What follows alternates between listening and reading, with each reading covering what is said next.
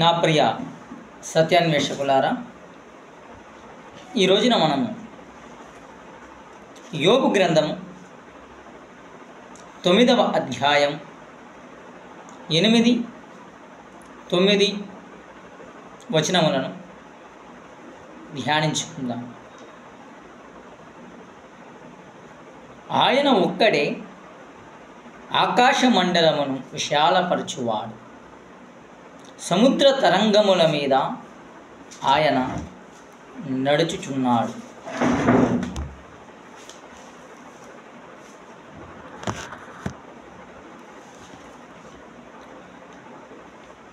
యోబు గ్రంథము 9వ అధ్యాయము 8, 9 వచనాలలో యోబు దేవుని యొక్క మహత్యాన్ని, ఆయన మహాక్రియలను వర్ణిస్తున్నాడు. ఈ వచనాలు దేవుని సృష్టికర్తగా మరియు ఆయన శక్తి అజేయమైనదిగా చూపిస్తున్నాయి. యోబు గ్రంథము 9వ అధ్యాయము 8వ వచనములు దేవుడు ఒకే ఒక్కడుగా, ఆ ఒక్కడే ఆకాశాన్ని విస్తరించిన వాడిగా పేర్కొనబడ్డాడు. ఆయన బలాన్ని, నియంత్రణను చూపించే విధముగా సముద్రపు అలలపై నడిచేవాడిగా చిత్రీకరించబడతాడు. ఇది దేవుని యొక్క పరిపూర్ణ అధికారాన్ని సూచిస్తున్నది. యోబు గ్రంథము 9వ అధ్యాయం 9వ వచనములో ఆయన స్వాతి, మృగశీర్షము, కృత్తిక అను వాటిని దక్షిణ నక్షత్రాలను చేసినవాడు. ఈ వచనములలో యోబు కొన్ని విశేషమైన నక్షత్ర సమూహాలను ఉదహరిస్తున్నాడు. ఇవి ప్రాచీన ఆకాశ ఖగోళ విజ్ఞానములో ప్రసిద్ధమైనవి. యోబు గ్రంథము 9వ అధ్యాయము 8, 9 వచనములలో సృష్టిని నియంత్రించే సర్వాధికారి దేవుడు. ఈ వచనాలు యోబు గ్రంథములోని దేవుని మహిమను, ఆయన శక్తిని అత్యంత విశిష్టంగా వర్ణిస్తాయి.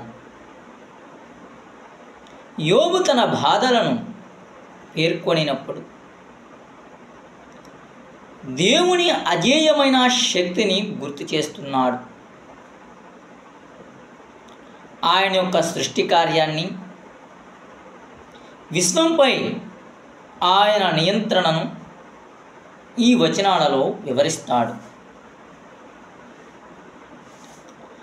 యోబు గ్రంథము 9వ అధ్యాయము 8వ వచనము ద్వారా దేవుడు ఒక్కడే సృష్టికర్త అన్న నిగూఢ సందేశము వ్యక్తమవుతున్నది. దేవుడు ఆకాశాన్ని విస్తరించినవాడు అంటే ఆయన సృష్టిని పరిమితులని శక్తితో విస్తరించినవాడు. లేఖనాధారములు ఇర్మియా గ్రంథము 10వ అధ్యాయము 12వ వచనములలో ఇదే తత్వం మనకి కనిపిస్తున్నది.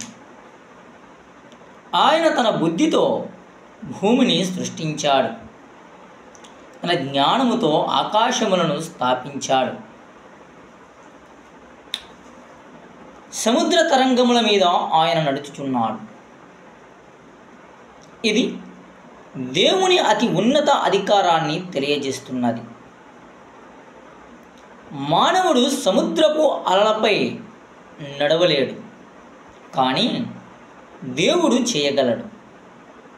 ఇది కేవలము శారీరక విజయం మాత్రమే కాదు, ప్రకృతి శక్తులపై ఆయనకు సర్వాధికారం ఉందనే ఆత్మీయ సందేశము ఈ భావనను యేసు తన జీవితంలో పూర్తిగా చూపించాడు. మత్తయి సువార్త 14వ అధ్యాయం 25వ వచనములు ఆయన నీటి మీద నడిచాడు. ఇది యేసు దేవుని స్వరూపుడని తెలియజేస్తున్నది. యోబు గ్రంథం 9వ అధ్యాయం 9వ వచనములు ఆయన స్వాతి, మృగశీర్షం, కృత్తిక అను వాటిని చేసినవాడు అని వ్రాయబడి ఉన్నది.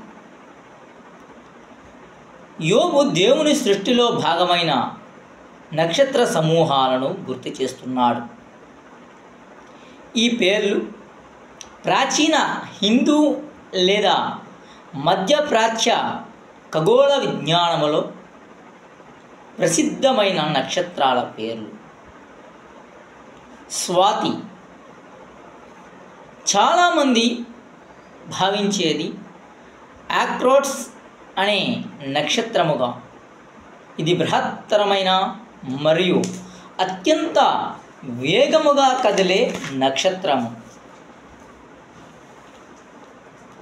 మృగశీర్షము ఇది ఓరియన్ అనే నక్షత్ర సమూహానికి సూచనగా ఉంటుంది.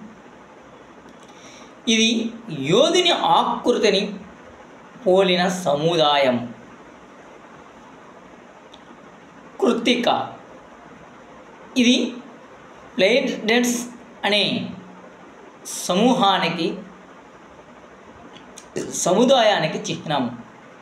ఇవి ఒకే సముదాయముగా ఉన్న 6 లేదా 7 చిన్న నక్షత్రాలు. దక్షిణ నక్షత్ర రాశులు భూమి యొక్క దక్షిణ గోళములో కనిపించే తారాగణాలు. అవి యోబు కాలంలోనూ మనకు తెలియని విధముగా భావించబడ్డాయి. దేవుడు ఈ నక్షత్రాలను సృష్టించడమే కాకుండా వాటిని నిశ్చితమైన మార్గముగా నడిపిస్తూ ఉన్నాడు. లేఖనాధారములు యోబు గ్రంథము 38వ అధ్యాయము 31 నుంచి 33 వచనముల వరకు. ఈ వచనముల ద్వారా మనం దేవుని గురించి 4 ముఖ్యమైన విషయాలను తెలుసుకోవచ్చు. ఆయన ఒక్కడే సృష్టికర్త. దేవునికి సమానుడు ఎవడూ లేడు. ఆయన ప్రకృతి శక్తులపై నియంత్రణ కలవాడు. సముద్రాన్ని కూడా అదుపు చేస్తాడు. ఆయన ఖగోళ సృష్టికర్త. ఆకాశగంగా పరికరాలను ఆయన నియంత్రిస్తాడు. ఆయన శక్తి మనందరినీ మించిపోయింది. మానవ జ్ఞానాన్ని దాటి ఉంటుంది. ఆయన మాత్రమే సృష్టికర్త, నియంత్రణకర్త మరియు రక్షకుడు. నా ప్రియ సత్యాన్వేషకులారా, ఈ రోజున మనము యోబు గ్రంథము 9వ అధ్యాయము 8, 9 వచనములను ధ్యానించాము. ఇంకా అనేకమైన ఆధ్యాత్మిక సత్యములను తెలుసుకుందాం. God bless you.